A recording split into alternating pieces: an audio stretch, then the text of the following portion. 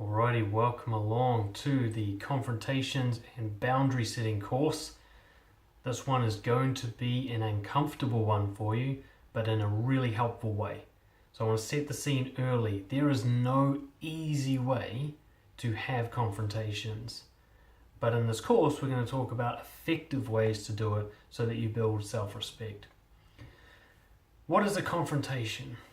A confrontation is all about self-respect. It's about using honest expressions about the way you feel and about what you think and believe so that you respect yourself.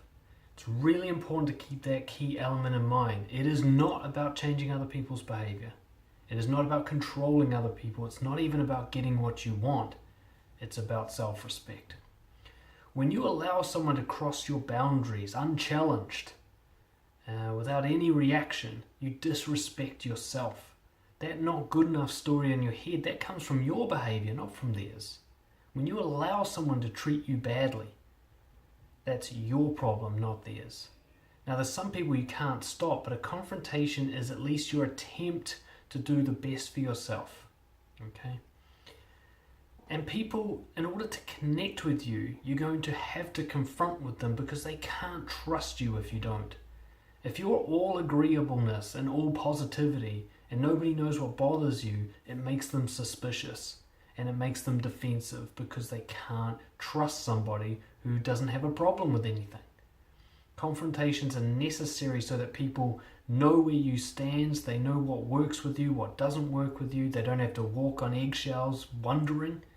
And of course, if you go to compliment them or give them positive feedback, they can believe it because they know you'll be honest. Your negative feedback, critique, or whatever shows that you have the ability to be honest, so therefore whenever you're positive, it must be true. The confrontations improve connections for other reasons. There's no hidden agendas, okay, or resentment. Resentment and contempt are the biggest killers of relationships and connections between people. Confrontations prevents those from happening. It's impossible to build up resentment for someone if you're constantly expressing that resentment. Okay. Miscommunications often happen because somebody wasn't willing to upset the other person. So they sugarcoated it, they moderated it, they were indirect. And because of this, it was misunderstood and a worse behavior happens and this build-up occurs over time. Okay. And if you confront people, you're actually giving them the safety to be honest with you. You're saying, I'm willing to express myself honestly. And by doing that, you're leading. You're showing it by default, it's okay to be honest in this relationship. If you can lead with confrontations and allow others to do the same with you, you can have really open, honest, rich, and meaningful relationships rather than just happy, superficial ones. Now, I want to clearly define two terms here. One is confrontation, the other is conflict. Whatever those words mean for you right now, put that aside because I want to give you my definitions for this course. Now, a confrontation is you expressing yourself honestly to set a boundary. Okay? It's assertiveness, it's truthfulness. It's all about this is what I prefer, this is what I like, this is what I don't like. Here's the line. This is what respecting me looks like. This is what disrespecting me looks like. It's giving people clear expression of your belief around self-respect. A conflict is an emotional reaction to a confrontation. It is not the confrontation itself. If I rage at you, that's not a confrontation, that's a conflict. I'm conflicted. My emotions are conflicted. So if I set a boundary with you and you yell back at me, I've confronted you and you've conflicted. Those are two different things. I don't want you to get them mixed up because this course is about confrontations, about expressing yourself in a way that you don't get yourself into a conflict. And if the other person tries to create a conflict, you stay out of it. You stick with the confrontation. So make sure you got those two terms separated in your head. Big emotional reaction equals conflict. Expressing the truth to set a boundary, confrontation. Okay? What are boundaries? Boundaries are preferences. It's what you want. It's what you don't want. It's what you prefer. It's what you'd rather not have. It's just showing people your identity, your personality through what you're interested in, what you're not interested in, what you like and what you dislike. Boundaries also show tolerance limits. We all have to put up with things that we don't like, but there's a limit. Okay? There's a limit where you go, that's enough.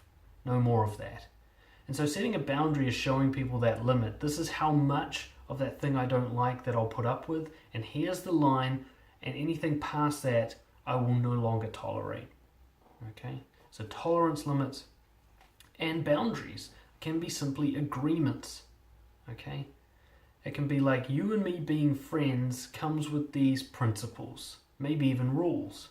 There's certain things that cannot happen, there's certain things that must happen, and this is all spoken about openly.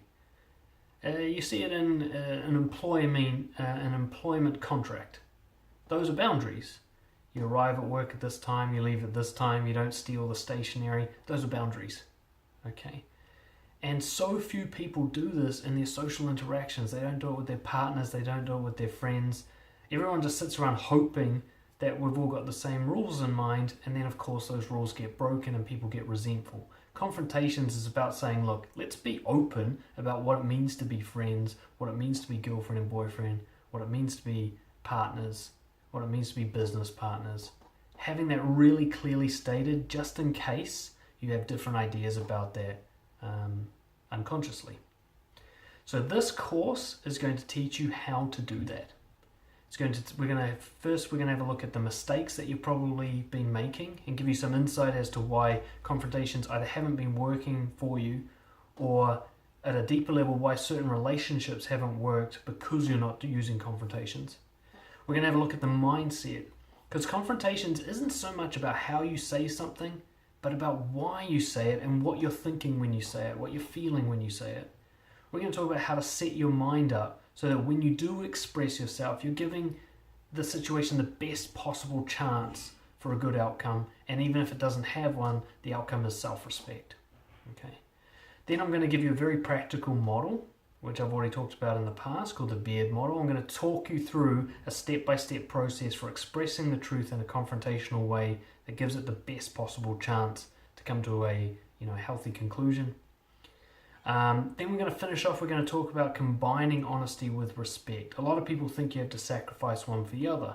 That if I'm going to be honest with someone, I have to disrespect them, I have to hurt their feelings, I have to be lacking in compassion. That's absolutely not true.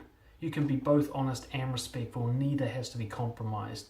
You don't have to sugarcoat the truth to be compassionate, and you don't have to be brutal to be honest. Okay? So we'll have a look at how to combine those two factors, and then at the end we'll reflect on the key things, the small points that you need to remember when you go into a confrontation.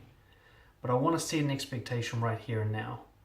This course is only going to work for you if you're going to go out and actually have real confrontations with real people in real life during this course. That's why it's a higher level course. This is going to get uncomfortable. By the end of this course, if you're doing it properly, you're going to have a confrontation with somebody, and you're going to be the one who initiates it. It won't even need to happen, but you're going to make it happen. Now, it doesn't have to be a big blow up. It's probably going to go fine, but I want you to be prepared for that, because if you can't do that, if you won't follow through on that action, this course is pointless. And on that note, I'll sign off, let you think and percolate that for a little bit, and I'll see you tomorrow for day 2. Cheers.